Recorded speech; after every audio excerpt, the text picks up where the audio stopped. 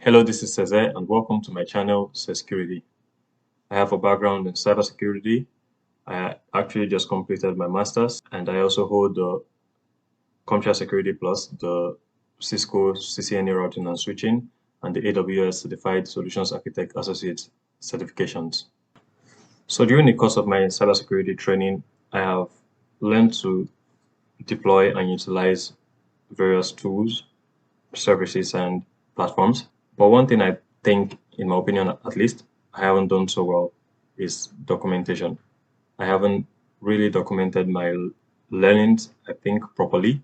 And that's what I plan to do with this channel is to use it kind of like an online portfolio where I can showcase my learning and my experience, especially hands-on experience using tools, platforms, and services that are related to cybersecurity.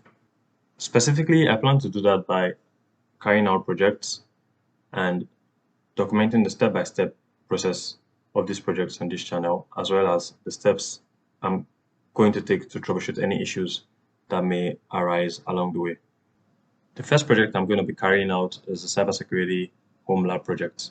So currently my home lab runs on VirtualBox, but I want to create another environment on VMware so I can get more of a feel of the platform.